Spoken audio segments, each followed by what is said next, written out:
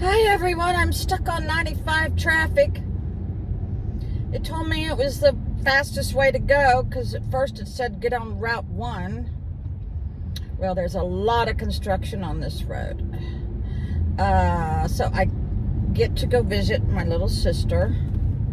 I talk to her at least twice a day on FaceTime. My other sister, she lives in Front Royal and the reception's not that great, so I can't do that with her. My brother, I don't dare bother him because I'm sure he's trying to run his business. I am so very proud of him. So I went to Sheetz and used one of my gift cards, and I think I should get the Sheetz. Oh, what the hell's going on here? Oh my God.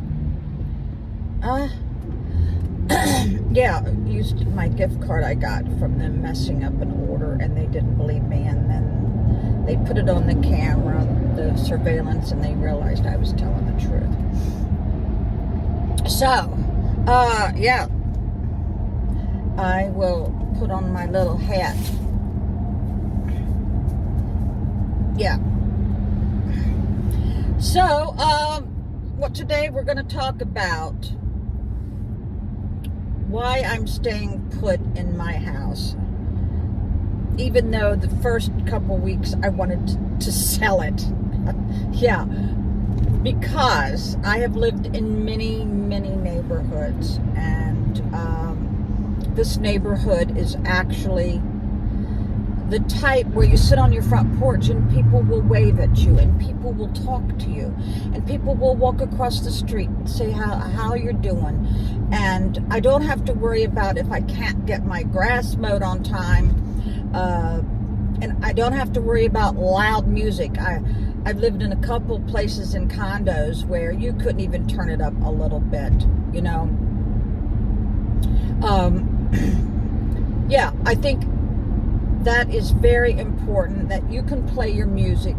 And parking, oh my God, parking seems to be like the biggest issue anymore.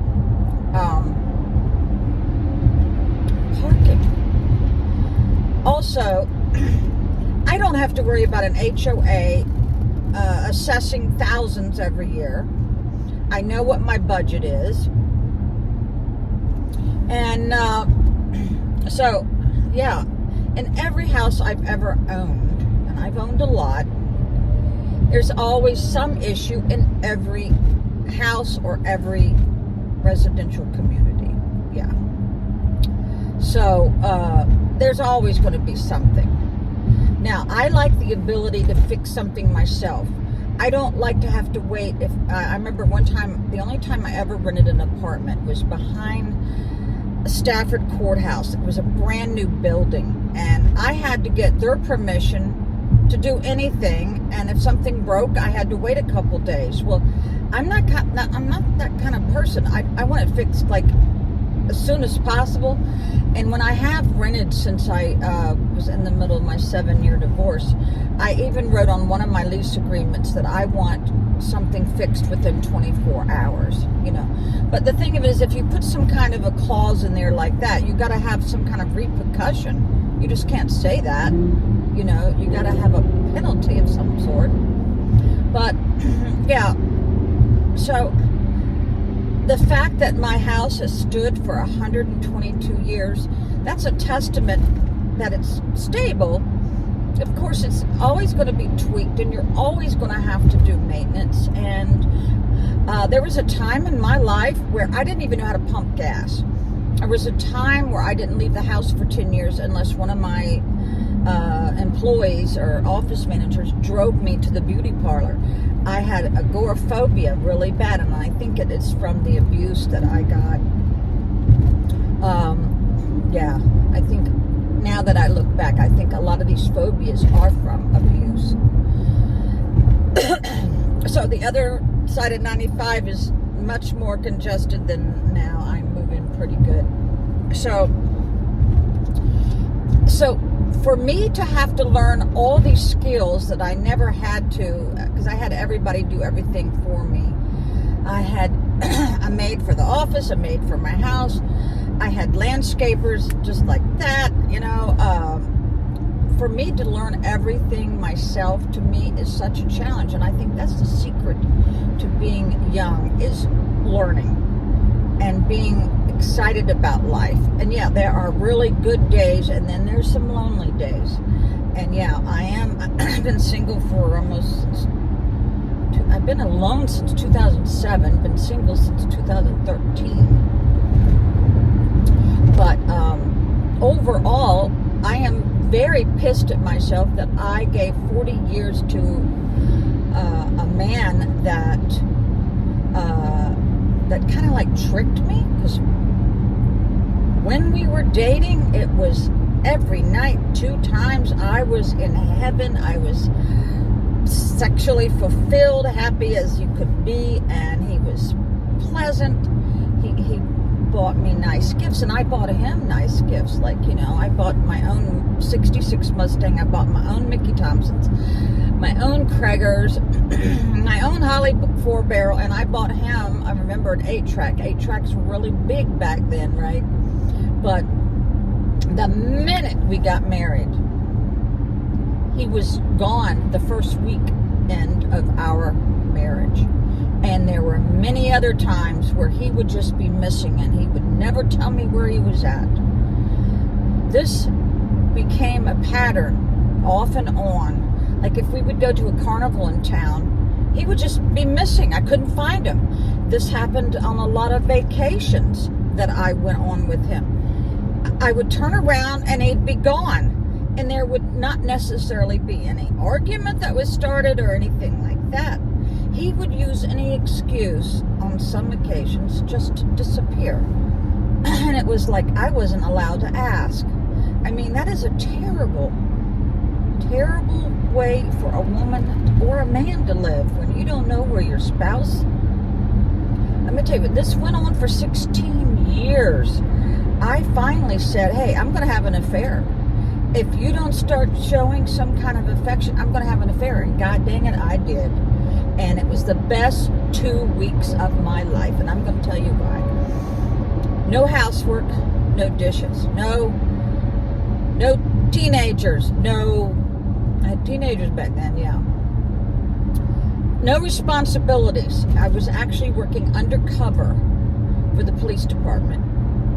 And they paid me to do buys, and they told me I had done things that no other undercover person had ever done, and I think it's because of the way I looked. I don't know, but whatever. It was the best 2 weeks of my life because I had an affair during those 2 weeks, and this guy treated me like a princess. He took me out for seafood dinners. I never, ever thought that having sex with somebody else, I would ever, they would be able to ring my bell. Boy, did I find out. Boy, I was wrong. Oh, yeah. Yeah, best 2 weeks of my life. And to this day, this gentleman is, he came to see me once in Colonial Beach, but he was in the middle of a divorce, very distraught. But I made a point not to get involved with him again because it takes a long time to get over a divorce. And anybody who's in the middle of divorce should really learn to love themselves. They should learn to love themselves and be able to learn to live alone before you start getting hooked up with anybody. Now, I have had many talks with God, and every night I ask for forgiveness for this. But let me tell you what, nobody should ever be abused that way. And he also did one of the worst abuse besides that abuse is sometimes he wouldn't talk to me for 7 days straight, not one word, not even an acknowledgement, not even a nod on the head, nothing. I went so nuts because that is the most cruelest thing anybody can do, other than take your dogs away, which he did that too. My dogs. I had to go for therapy and which was a joke. Oh my God! If you can get a good therapist, that's good. But it wasn't until the last, I guess, 12 years did I find out that that is a form of abuse. Is no conversation, no acknowledgement. So I sometimes feel like I'm pretty intelligent, but I can tell you that dealing with all that mess, I was very naive. And it's very naive. And call it stupid if you want, I don't know. But I'm ashamed of the years that I gave this man. I'm ashamed. It's a lifetime. It's a lifetime lost. And we weren't on an even, we were not on the same page when it came to disciplining our children. I wanted, to give them a repercussion if they stayed out too late or something. And he would not, what is it called? When, he would forget about it the next day. Oh, they're on restriction? Oh, yeah. Oh, no, he didn't care. He never disciplined them. There was one time when my son spilled a whole bucket of paint in his closet, and I thought he was going to beat my son to death, and I had to grab his hand and say, stop. And my son and I were very, very close when he was growing up, and my ex-husband was very jealous of that, and he still, I think, is still showing that jealousy to this day. And then when my granddaughter was born, me and her got very, very close, and he treated her horrible. He even told her one time he didn't love her. You don't tell this to little children. I mean, it's amazing that I can function somewhat. I drive everywhere. Now compare that to when I didn't leave the house for 10 years. The fact that I'm now responsible for my own self, I think I've done wonderful. But it's been with a lot of meditation and prayer, right? I did have somewhat of a support group from my brother's sister, who's now passed. There's not a day goes by that I don't think about her. And my mother was there. She didn't have any money to help me with a lawyer or anything, but she was there just to listen.